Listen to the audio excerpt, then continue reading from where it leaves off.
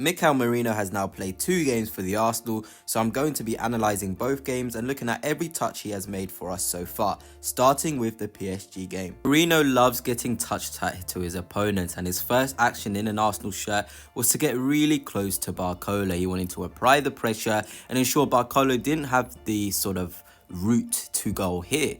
And what Merino does is he shifts his body really well. Look at the tenacity from Merino to snipe back at the PSG players. He uses his frame really well to stop the PSG attack, and it's very impressive for his first action. If I was to tell you that Merino wins this ball back, you'd probably be very shocked, but he shows his brilliant awareness of the game to attack the space. Declan Rice and William Saliba isolate Barcola very well, but essentially Barcola reads the game and finds an avenue to put a ball into this sort of channel for Nuno Mendes to run onto, but Merino uses anticipation skills, here he is, the number 23, to attack this space and win the ball back. It is really good. Here we go, look at how well Merino reads the game. He's able to now make a decision and kind of pick the next pass to get us on our way on the attack. If you are to succeed at Arsenal, you definitely need to be press resistant. And what this means is when you're pressured by 2 opponents, you need to have the ability to play backwards, play sideways, or even turn into the space around you.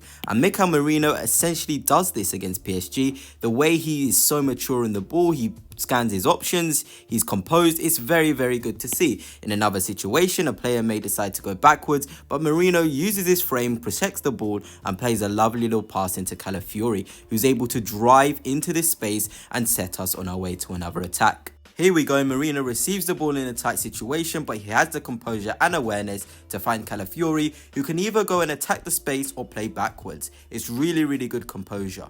Mikel Merino finished as one of the top duelers in Europe last season, and here we saw his dueling on show again.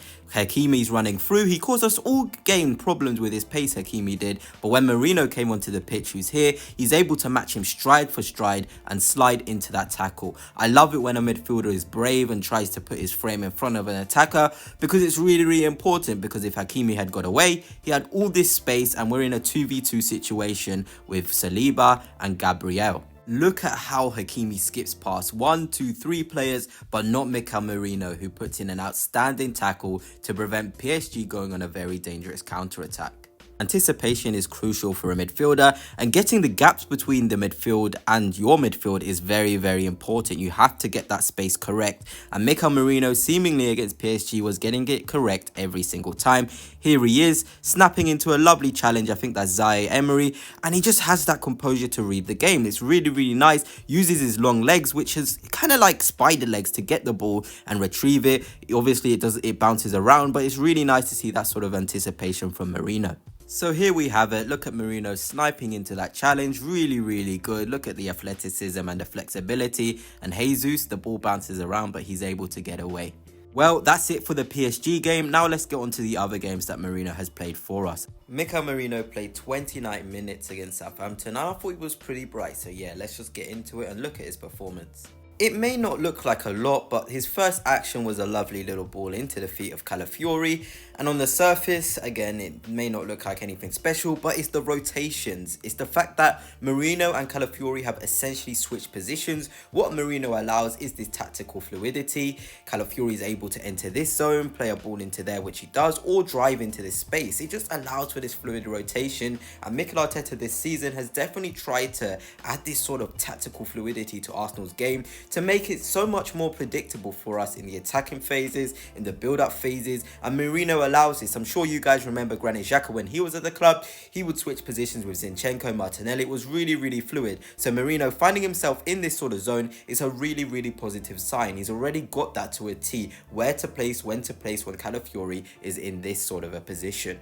So here it is, a neat pass for Calafiori to play over the top. My favourite thing from the game was definitely the connection building between Martinelli and Merino. As you can see, Martinelli isn't even in this frame. This is Merino here on the ball. And just the vision, the body shape, you know what he wants to do. He's already thinking, where's Martinelli? Can I find him? Trossard is in there as well. But Merino's all about playing the expansive pass, trying something new. In this occasion, it works really well. Martinelli's in a 1v1 situation. But I love the responsibility from Merino, to try that sort of pass from this deep position, collecting the ball from deep here, coming close, and then playing the ball over the top. It's really good play.